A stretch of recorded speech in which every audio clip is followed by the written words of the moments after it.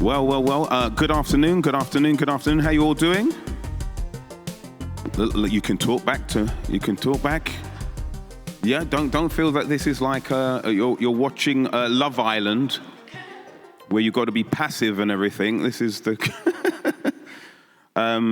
Thank you for coming. Thank you for choosing this seminar to be our audience for. My name's Mr. C, and I'm going to be the host of this wonderful talk. So look, first of all, it's about making waves in the creative industry. So I just want you guys just to wave at the panel for me. Just give them a little wave. Yeah?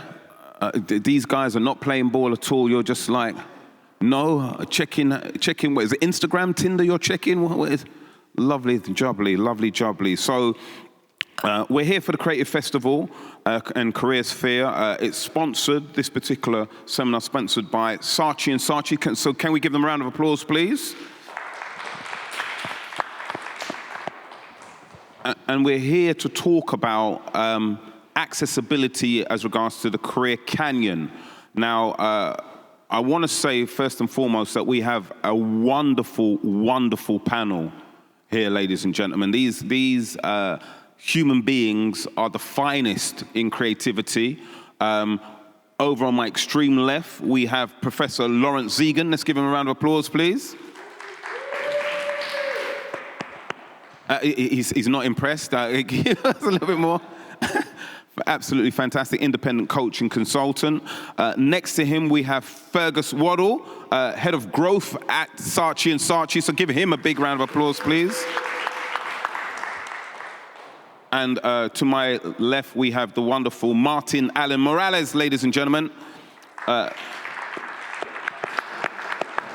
CEO of the Institute of Imagination. I know you're all thinking, oh, I want to hear more. We'll hear more. And behind us, positioned strategically behind us to bring some brilliance and vibrance into the room, Helena Good, ladies and gentlemen. Give her a round of applause. She's joining us virtually all the way from, whereabouts are you, Helena? She'll tell us later. Go on. Over in Ireland. So come on, she's making a big effort, ladies and gentlemen, to be here today. Okay, and she is director of DayDream Believers. Now, I just want to say, starting with yourself, first of all, Lawrence, just tell us literally, who you are, what you do, please. Thank you. And we've been asked, I think, to describe a little bit of what we're wearing and how we look. Yes, please. Yes. For those that can't see us. So I'm a white, middle-aged, middle-class bloke, very little hair.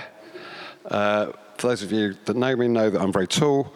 I'm wearing a baseball hat and a blue jacket. And very briefly, I'm a product of a Newtown council estate.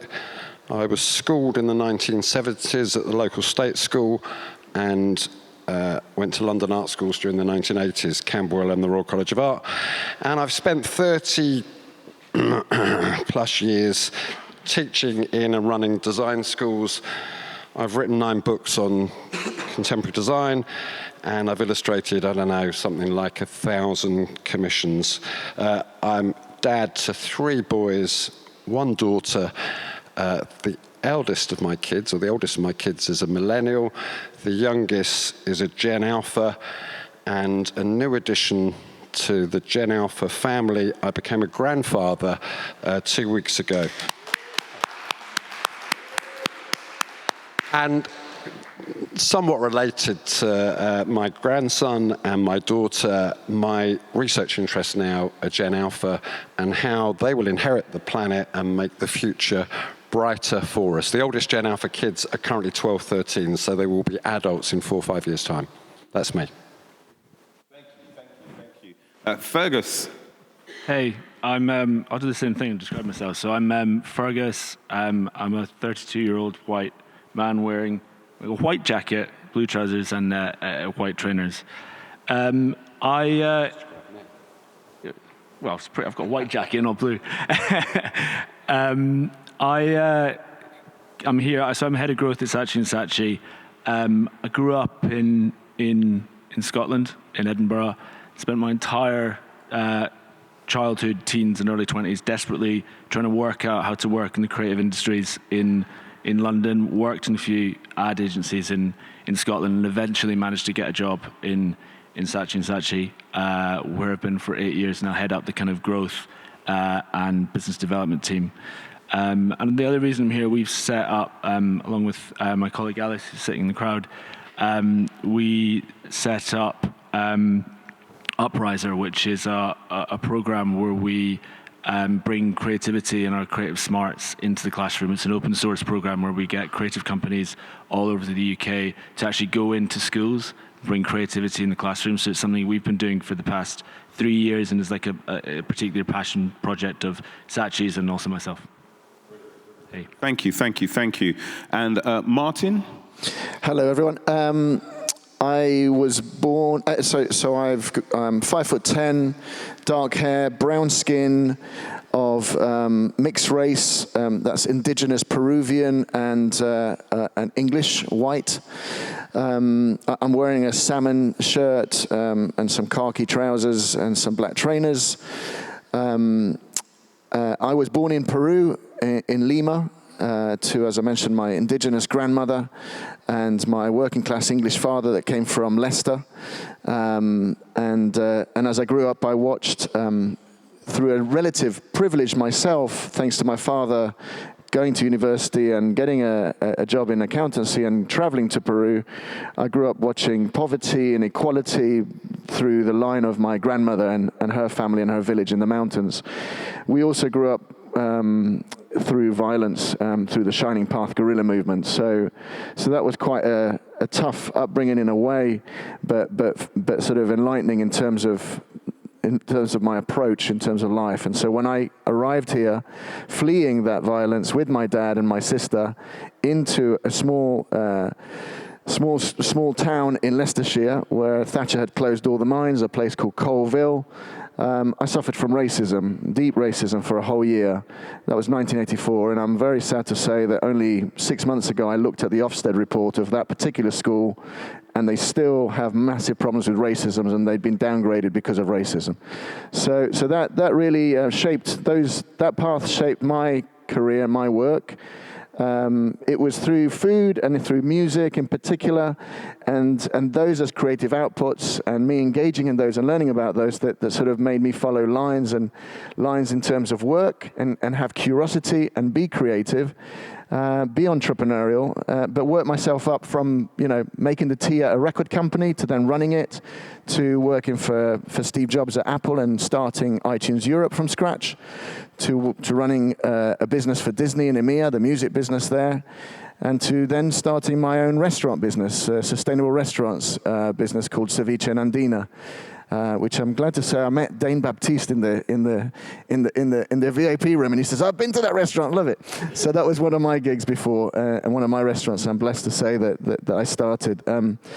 But life's not easy. That business didn't do well. The other gigs, they did all right. But I've always followed the line of education. I've always worked on the side, supporting charities and social enterprises with children's education. Because of that background, because I could have been born without my English dad, I've been still in the mountains of Peru, an indigenous community, and with little opportunity.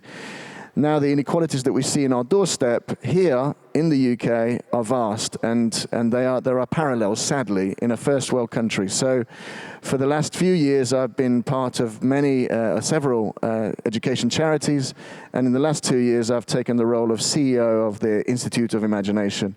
We'll talk a bit more about that, as well as other projects of everyone's, but we champion creativity as an approach to all subjects, STEM subjects as well as creative and art subjects, but as an approach, particularly with children with primary school age, because there's a moment in someone's life, in a child's life, particularly if they come from marginalized, disadvantaged communities, that is really, really important at that young age. And that's what we champion, and that's what we work on through a variety of partners. Thank you very much, Martin. Thank you. And Helena? Hi, nice to see. I'm really benefited from the description because I can only just see myself and some of the crew helping me. So lovely to virtually, descriptively see you, panel. As anyone knows, you've operated on Zoom. From here on up is totally different to what could be happening down below. So from here up, coordinated and as if I wash myself, which is great. I am a female, 5'7", naturally blonde, and have a red scarf on. I'm coming to you live from my bedroom, the bedroom I grew up in, back home in Ireland, as I'm over here for my parents' 60th wedding anniversary. And I am one of the directors on the DayDream Believers experience. For 26 years, I was a design lecturer, and 2 years ago, I put a line down the middle of the page, pros and cons, and most of the cons were right across that page and very few pros, but I knew I had to jump. What we do in DayDream is we take a what and a why and we created a how, and I think, Mr. C, that's why I'm at this table, is perhaps to share some of that how story with you. Wonderful, wonderful. Thank you so much, Helena. Okay, and finally myself, I'm Mr. C. I like to say that I'm 6'7", minus 8 inches. You can work it out. Currently all in denim, apart from my black trainer shoes. Born and bred in northwest London, so I have a strong affiliation with the Irish. For the longest time I thought I was half Irish, but of Caribbean parentage. I went to school with the ability to read and write very well, because that was one of the things that my mother really instilled in me. But once I reached the age of 13, I decided, apart from English and maths, I'm not doing any more of this rubbish. If I needed to do times tables, I use a calculator. Geography, I know what the map of the world looks like. The rest of the subjects, it was just, this is bullshit for me. Drama, I loved with a passion. And so I left school with no qualifications by choice, but realized soon afterwards that I needed a job in order to earn money and enjoy the good things in life. So I spent a lot of time doing mundane work, which was really beneath me. And until I reached a decent age of losing myself and my identity and waking up one morning saying, who the flying fish are you? Decided that I wasn't going to work for anybody again and listen to my creative calling, which was teaching and comedy. And that served me well over the last 25 years as a stand-up comedian, coach, teacher in that various subjects. Very, very passionate about bringing the arts and creativity to young people at an age where they can fully embrace it without the adult kind of bull in our heads, which stops us from being the great superstars that we are. So I'm really excited to be part of this fantastic panel, and we're just going to get straight into it. So for those of you who are not fully aware of what we're looking at here or tackling, basically we're saying that the creative industry is probably one of the UK's largest and most vibrant sectors, without a shadow of a doubt. There's a rich tapestry full of opportunities and jobs, which goes far beyond the most obvious of designing and creative roles. However, there still remains a large gap in awareness about the creative industry at secondary school. When I was at secondary school, I had no idea what copy was. I had no idea that somebody could earn a living from writing and designing things for adverts. It just wasn't. We just wasn't given the access to that knowledge. And I still find that when I speak to young people now, that still seems to be the same kind of thing. Again, why can't these talented individuals be offered opportunities, again, from diverse backgrounds, as our panel richly shows what happens when people from diverse backgrounds are given that opportunity to shine. So this panel outlines what the creative sector must do now if they are to engage and bring forward the next generation of bright, shining stars. So questions. Just feel free if there's one that really tickles your fancy. And, question number one. And we're going to have probably around about 20 minutes of questions here, and then we're going to throw some we'll throw it out, some questions and answers to you guys as well, because I'm sure you've got a burning question for this panel. Yeah.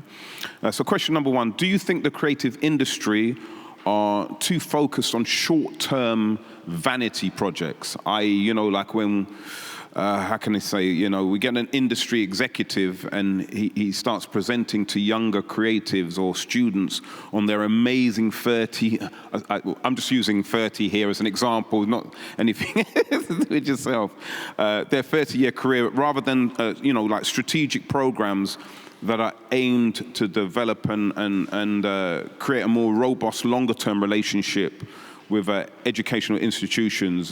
So if yes, how can we do this? I mean, I can go. I think Fergus. I think yes and no. I think it's that type of thing, just going into school or educational establishment or whatever and talking about your 30 or 20 or 40-year career is an easy thing to do, and it's by no means a bad thing to do. But I think the reality, and you touched on it there, is I think the creative industries in the UK is potentially a big word, but in terms of our talent pipeline, I think we're in a bit of a crisis. And I think we need to, rather than be like, hey, here's a cool thing that we've done, we need to think about how we have conversations about getting young people really amped and excited about working in the creative industries. And at my company that I work for, we kind of know, obviously, it's hard to get great, diverse, the interesting types of talent into our company and our industry, which is the kind of selfish thing. But then also, I think we kind of realized there's a lack of understanding in some schools, particularly for us, about what you can do in the creative industries. You said you didn't know what copy was when you were at school, and I think that is still very much a reality. So what we did, and by all means, like over the past 10 years or so as a company, we've definitely done that, gone up to school and be like, hey, here's some awesome stuff. But over the past kind of 3 years, we've partnered with a school in Eltham and Southeast London, and we basically embarked on a partnership program where we committed to 1,000 hours per year, 1,000 hours of our staff's time per year, to work out how to promote the creative industries and how to inspire some of the kids to become more creative. That was really our goal. And then we just kind of went into the school and started spending time with them. And it was a huge amount of learnings from that. Because initially we went in, we're like, hey, cool, there's some awesome ad campaigns we've made. What do you guys think? And they're like, don't really care. So we spent a lot of time with them and the teachers working out how, as a company and as a creative company, we can work with the teachers and with the kids to really understand what the blockers to them having an understanding about what creative industries are, and how to bring creativity more into the curriculum. So long-term, selfishly for us, that means hopefully in 5-10 years, we're going to get lots of diverse, interesting talent applying to work for us from lots of different types of backgrounds. Mm-hmm. And in the short term, I think like inspiring kids to want to work in our industry is like a bit of a no-brainer. But to your question, I think, to do that requires a lot of dialogue between creative companies who do sometimes put themselves on a pedestal and educators, and then most importantly, like young people. I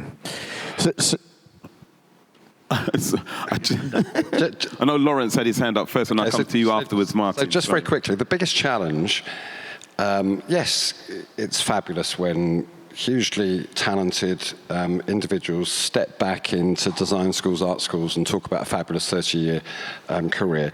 But to most students, that's kind of irrelevant. They can't connect with it. There's some old geezer on stage that's talking about some kind of historic moment in time when A, it was probably free to go to university, and B, entry into the creative industries, as long as you were pretty much white and male, it was a pretty low bar. The barrier to entry now is that we've got kids at school whose schedules for being in the art room are being kind of ripped apart because arts in schools is not being funded. And the barrier to entry, and I'm saying this with experience of having run a large faculty at Birmingham City University, having run a large design school at Ravensbourne and at London College of Communication. And the overlap, if you like, the Venn diagram of those three institutions is that they recruit brilliantly from across the areas that they represent. So if you're a student, if you're a kid growing up in Southwark or in Lambeth, you will get to know about LCC. It's on the roundabout at Elephant Castle. The same for Ravensbourne and where it is in London. Now, not all institutions look and feel the same way and have that responsibility to bring in the local community and open the doors. That's the biggest challenge, is getting kids to understand at GCSE level what an arts design background can do. Culturally, there's also a challenge. Birmingham City, whilst my faculty had, around 20% students from diverse backgrounds, that wasn't the same as the rest of the university. So in the business school, it was around 50-50. In the medical school, it was around 60-40. So culturally, the idea as a working class kid that you will take on a massive amount of debt, and we're talking kind of 30, 40, 50, 60 Ks worth of debt just to get through a design education. I'm extremely fortunate. I got a grant to go to art school. I left with more money than I knew what to do with, and it was free at entry. It was free throughout. And my time at Camberwell, I also got a council flat in Peckham as part of the kind of package. Amazing. Now, absolutely different kind of territory. So the idea of some old guy coming back in and talking about what a fantastic, illustrious career he had isn't really going to do anything. I ran a program some years ago, quite simply entitled How I Got to Where I Am Now from Where You Are Now. And what that meant was a graduate from the course that the students were sat on came in and talked about their journey and the ups and downs, the peaks to troughs, and the kind of reality of what it is to enter the design industry. The good times, but mostly the hard times are what appeals to an audience that have got to do that navigation themselves. For the industry, I think the industry should be corralling government into putting more money into arts education. It should be sidestepping universities and going straight into schools and FE colleges and explaining what it is to work in the creative industries. It should be pushing hard to show the value of the creative industries to this country, and therefore breaking that kind of cultural divide that if you come from challenging circumstances, you can contribute. And I've had these conversations recently as part of a research report that I've been doing. Switch on your TV now, and every ad gives the impression that the creative industries are very diverse and that we're one happy community. Pull back and look behind at that production team, that creative team that are making those ads. And I would love to think that that creative team is as diverse as the actors that are portraying the characters in those ads. So lots of things. Sorry, I've ranted, but I think the creative industries have got to take up some of this. I will also point the finger at universities. I don't know how much, well, I do know what proportion of university budgets are spent on international recruitment. And if you compare that with outreach programs, actually going into the local community, that's a tiny percentage against what they're spending on international agents. International agents, for every student they bring through the door, earn quite a chunk of money. Why have we not got outreach agents that are working in schools and therefore, get a cut for every student they bring in that would not necessarily have known about creative education? Sorry, rant over. No, thank you very much. Well, good points. Now, Martin, I know you've got something to say as well to add. Yeah, thank you. I agree with all of that, and congrats on the work that you're doing locally. I think there's a piece to be done about thinking about how we can scale this, how we can actually reach more children as well. And so it's cool to do a project or two or in different areas, but how do we actually scale that and reach people where they are? There's a lot around cities, not a lot around rural and other communities as well. But in short, the education system is broken. There's a crisis in education. Underfunding cuts have obliterated the arts and also creativity. There's not a focus around creativity as an approach to education. There's not, because they want, the government wants quick results. It's fully attainment based, which means exams. It means parrot learning in many ways, particularly in primary and sometimes in secondary as well. So that means there's exclusion. So people are excluded. Special educational needs children from disadvantage in terms of socioeconomic, race, background. So there's a real crisis. So there is now talk of a new potential government, a new potential party that we all know called the Labour Party that might be bringing some of this back in, which was there before and it was beginning to work. So there's some great strides being done. I'm not affiliated to any party, but I think it's sad to see how this government has taken these steps to kind of really reduce these opportunities, which actually are there for everyone, but are just benefiting just a few people. So I'm in the business of trying to reach marginalized, disadvantaged communities. I'm in the business of also thinking about how do we start with the learning process. We're talking about universities, we're talking about secondary, but actually children start their aspiration setting as young as 7 years old. That's when their hopes and dreams start to be shaped. They start their education system around the age of 5. And that's when they're either going to fly or they're going to be nurtured around those ideas, or they're going to be squashed or just straitjacketed. And that's what we're finding. So that's where we exist as the Institute of Imagination. We go into schools, we deliver digitally so we can focus on scale as well, and we can scale that up very quickly. So we're actually reaching hundreds of schools and thousands of children with one program. But we also go into community youth groups and work in the toughest council estates around Britain with that work. So it's different approaches. We need different approaches to make sure that some of the most talented people are not forgotten. I'm from an ethnic minority. I came from some kind of disadvantage and background, and I know that creativity is actually, we can be even more powerful than people that come from privilege and advantage. We have a lot more to say, and we have a lot more to express, ways to express ourselves. And actually that's what you see on your screens. So those are the people that you see on your screens, but how about the people behind the screens? Because we're talking about the creative industries, not just the pop stars or the hit makers. We're talking about the industry. So that's where the approach from the Institute of Imagination is around critical thinking, problem solving, creativity, curiosity, communication, all these foundational skills that are not fully being taught in schools. And teachers are crying out to kind of say, how can we include this instead of trying to teach children parrot fashion how to learn and beat exams? So that's the crisis that's going on. We're doing our bit. These guys are doing their bit. And let's invest more from companies that are in the creative industries, because this government, frankly, ain't putting enough. Wonderful, wonderful. Thank you, Martin. Helena.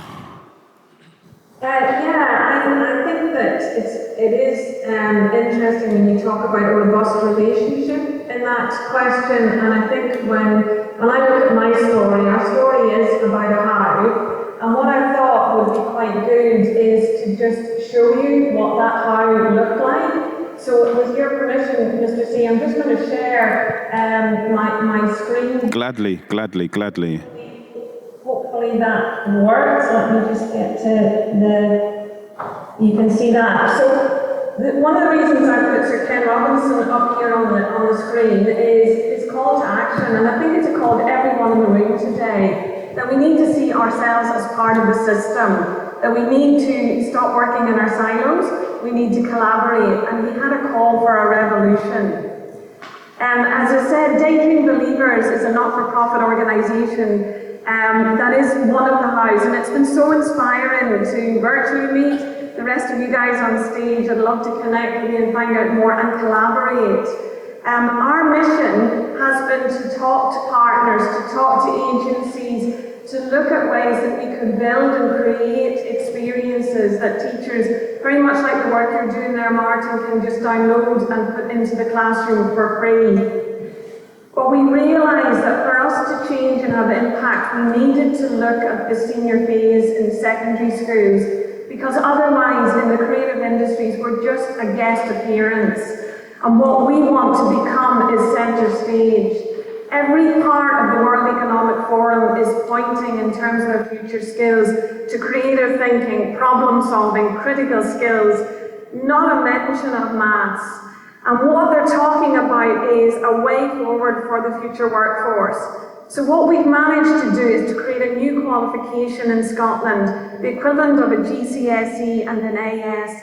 So from 15 upwards, our young people now take part in a qualification that has creative thinking, that is a bedrock, we believe, of the future workforce of the creative industries. How it works is our teachers go into our website and download a qualification for free. Basically, using the idea of playlists, we give them challenges written by universities, agencies, and charities. So, for example, Forestopia, one of the challenges in the creative thinking qualification, is written with the support of the Ellen MacArthur Foundation and LEGO. It's about creating an eco-theme park, a theme park connected to the ecosystem of the forest. Circular fashion, our young people talk about what needs to happen and change in fashion and create their own circular fashion brand. And Solar Punk Island, they become marooned on a digital virtual island and have to survive. Forestopia is a challenge. We also were able to show that this would work for primary schools as well as secondary schools. And over the last year, we piloted Forestopia in 10 primary schools across Scotland. Kids took the same input that our young people in universities and colleges were working with, and the teachers adapted it to fit around the curriculum. And this was how they delivered maths and English and science, and this was how our young people connected to circular economy. We've also taken a how and worked with DayDream, as part of the DayDream Believers program with D&AD, to launch the first ever New Gen Awards. Working in partnership with Adidas and WPP, we created the first brief based around challenges that we knew our young people cared about, and thinking about ways that we could open up the curriculum for this to happen. So rather than it being just a brief that we sent to teachers, what we did was create on our website a way for teachers to download an experience that enabled them to move to becoming a facilitator and a mentor. And this is what it looks like when you go in now and download that resource.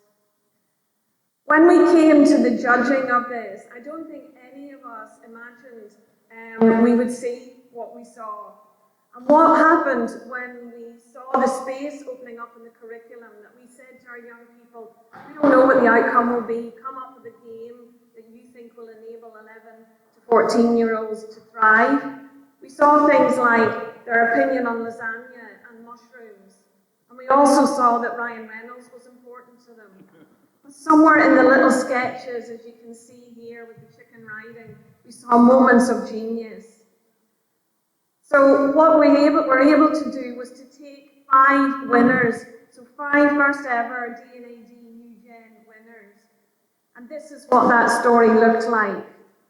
Launched this year, the D&AD New Gen Award, in partnership with DayDream Believers and supported by WPP, was created to empower young people from all different backgrounds to realise their creative potential. With a brief set from Adidas, design an experience, game or sport to help young people become more active, 11 to 18-year-olds from all across the UK rose to the challenge. To the misfits, shouldn't fit, and the won't fit. To the quiet ones in the corner, the introverts and the don't quite say it right. The ones with ideas worth shouting about, but not yet the voice to do it. This right here is your power. It is the desire to make different happen, or better happen. You have the power to generate wonder in others. Remember that. Now, write, draw, design, and create. For one day, thank you so much, everybody. It will make you fly. what we saw in that experience was really exciting and really hopeful pieces of work. We heard from our teachers about what was happening in the classrooms, where our young people were collaborating and working in teams.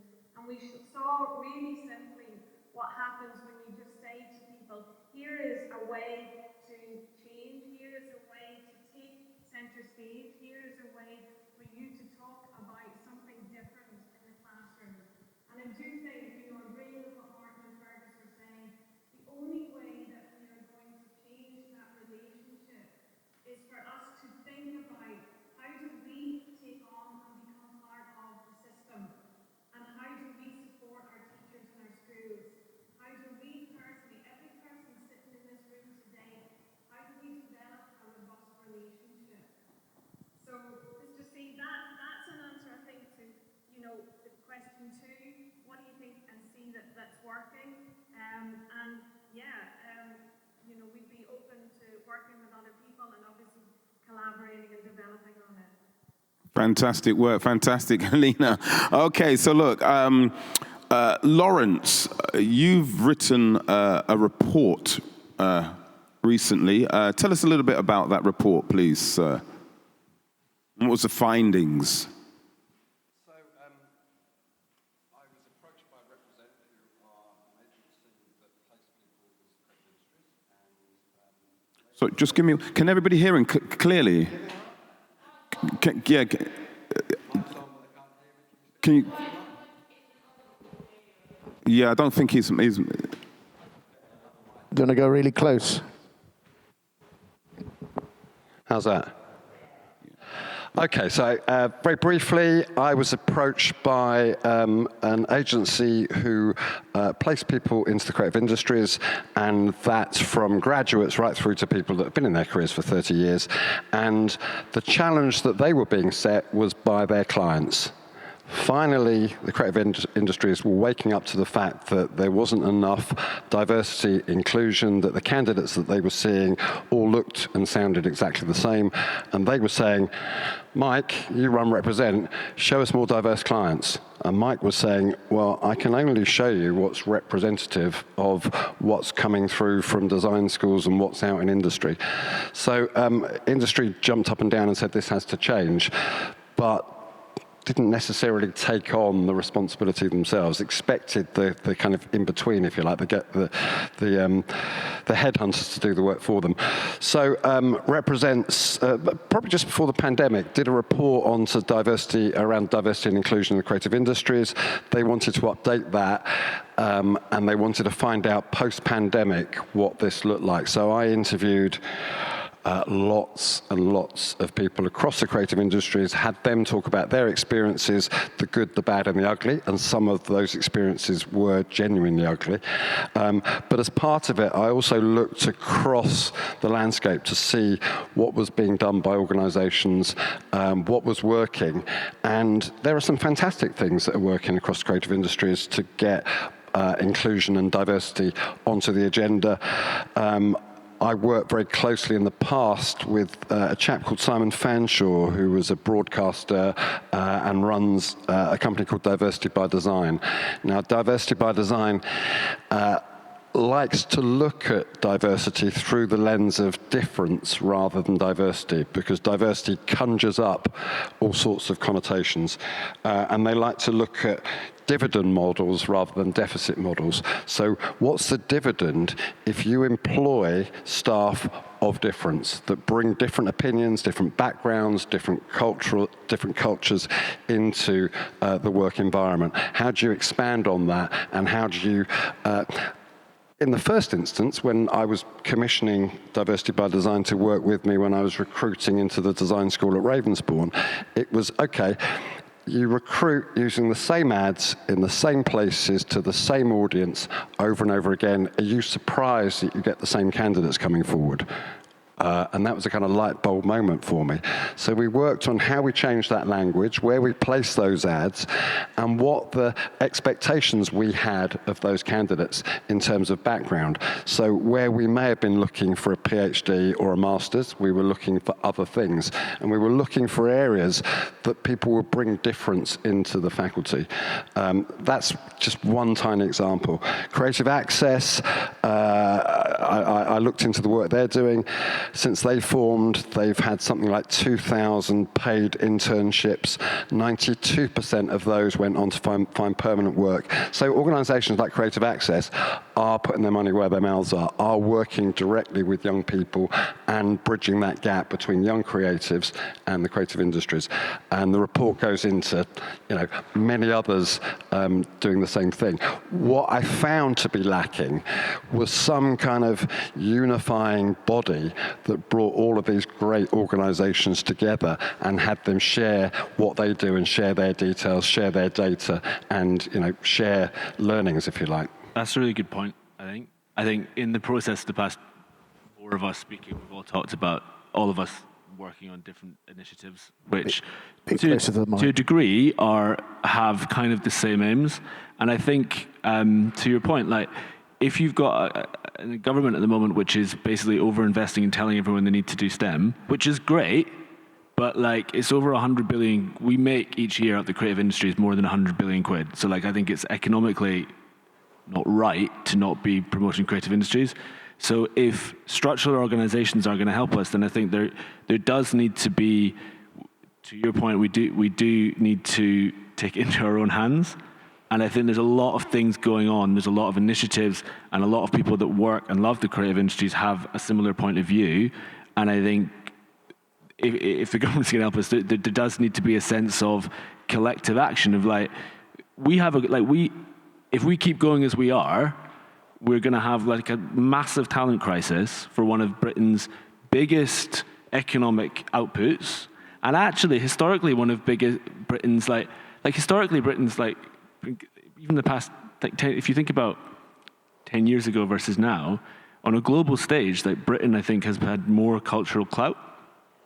And I think if we don't make a change and we don't bring in the right type of diverse talent, and more talent, we're going to continue to decline, which I think is sad. If you look at the past 10 years, I think probably the last huge thing we did on a global scale was probably, and I'm sure a lot of people in this room will disagree with me, but probably 2012 opening ceremony. Everyone was like, "Whoa, it's Britain creative, it's amazing," and then we couldn't do that tomorrow. Now, not that you could do it tomorrow, but in the next 6 months. And I think we need to, we've got a problem which we need to, as a collective, fix. And at the moment, we're not getting the help that we need from larger, bigger organizations other than just the industry in which we work.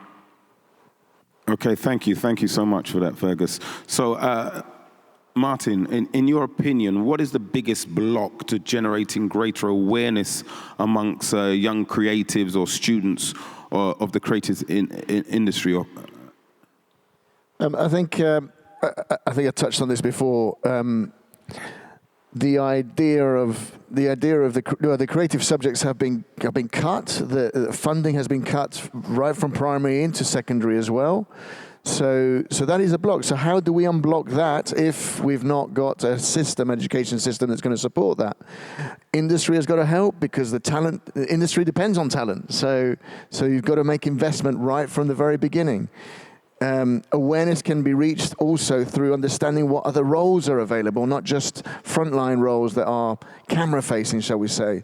So how do you support that? You support that through understanding what skills are needed for those roles. There are skills in technology, there are skills in the STEM subjects as well as in the creative industries, in creative subjects. And the skills needed for those, I mentioned before, are critical thinking, problem solving, curiosity, creativity, communication. All these skills underpin all those other skills. They shape the foundation for that. And that's why the Institute of Imagination, the charity that I run, that has been around for 12 years, works on those skills right from the primary age right through, to support children for that future skills building that's much needed. Thank you. Now, look, I know we've gone slightly over time, but I know that there's got to be a burning question from one or two people in the audience. So just put up your hands. We'll get a mic to you. One question. Okay, so if we get two quick questions, then not really. So we got two people. It's all about inclusion, so we can't leave anybody out. We can choose which one we get to.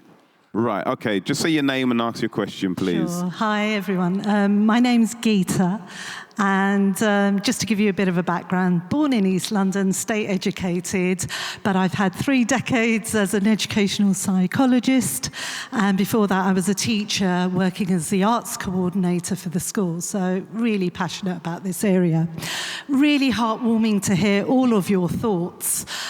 What we do know is, certainly what's being talked about within education is this notion of disruption, that education is going to be disrupted in the next 5 to 10 years.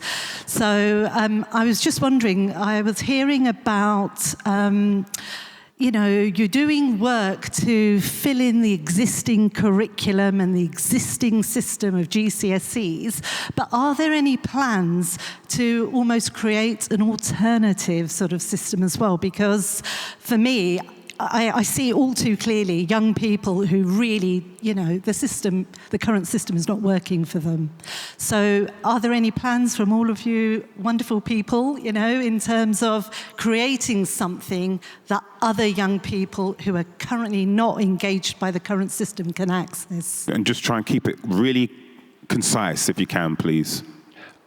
Very briefly, I mean, the alternatives, rather than so one model is you break the existing model and you put arts and creativity back into the curriculum. Where that isn't happening, you've got the layering of other opportunities. So Saturday art schools, for example, pretty much free for kids. They're not all over the country. I know they're in numerous towns and cities up and down the land. If you're fortunate enough, you spend money on additional tuition for your child. That, for me, doesn't feel like it's the option we should be going for, but I know that there are lots of kind of additional classes for kids.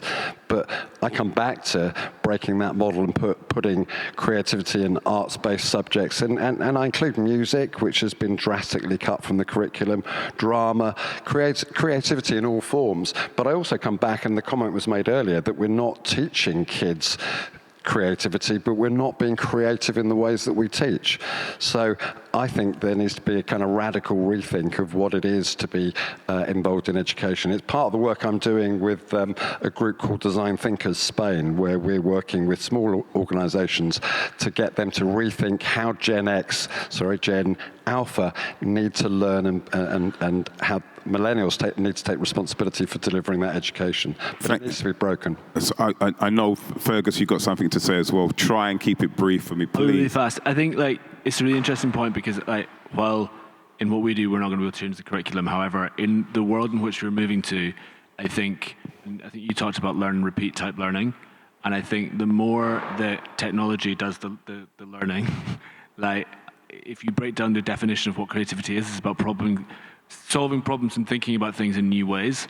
And I think it's actually in every single subject, we're going to have creativity and critical thinking in order to adapt to how society is changing. So maths, or everyone talks about maths and science, they need to be more creative, because the way that we'll need to be assessed to live in the world we're going to live in 40 years, you don't need to learn it and write it down. The whole way, that technology will do that for us. So for me, creativity shouldn't just be about art and music and traditional creative subjects. Creativity is about thinking about things in new ways. Mm-hmm. And in order to exist and be a really progressive society, everyone needs to be creative. So yes, I think we should rethink how we teach the curriculum, but also subjects that already exist. Wonderful, wonderful. So look, we haven't got any more times for any questions. However, you can email your question to us, and we'll make sure that it's one of the first questions which gets answered next year. Can you, in 10 seconds, this wonderful panel, just say where people can get more information about what the wonderful work that you're doing, and any quick advice that you would like to give but 10 seconds, please, starting with yourself. Professor Lawrence Zeegen, give him a round of applause as he lets us know where we can find him. Thank you. You can go to my website, which is Zeegen, Zeegen.me, and everything you need to know is there. Saatchi.co.uk, or send me an email at fergus.waddell@saatchi.co.uk. Round of applause for Fergus Waddell. Oh, sorry. Martin? Go to the ioi.london. That's the URL. You'll find all about our programs that are free for schools, free for children in community youth groups and food banks and other areas as well. And advice is collaborate. Come and talk to us, volunteer, work with us, support us, educators, academics, support us. We're doing a lot of research as well around creativity and imagination. We're defining what that is right now. So we'd love to share that new report, which is a literature review around creativity and imagination in schools. Helena and Fergus, come and collaborate as well. Lovely, lovely. And Helena? Hi there, it's DayDreamBelievers.co.uk, and I'm Helena at DayDreamBelievers.co.uk. Please get in touch. We have created a new qualification in Scotland, the equivalent of a GCSE, and we'd love to share that with you. Accepted now by universities across Scotland. It is a different way of doing things. Thank you so much, Mr. C, and I hope one day to meet you in actual person and the rest of the panel. Let's get together. 100%. Collaboration. Let's give everybody in the panel a round of applause. Give yourself a round of applause. Thank you very much for joining us. My name's been Mr. C. And the one thing I would like to say is I would like to see all of the giants in the creative industry create their own education system, create their own academies, and where we can allow our young people to thrive creatively. Great. I'm going to come and find out what your question was, and our panel will probably answer it independently anyway. But thank you so much, and we can give all our tech and our staff a round of applause as well. Thank you very much. Enjoy the rest of the festival.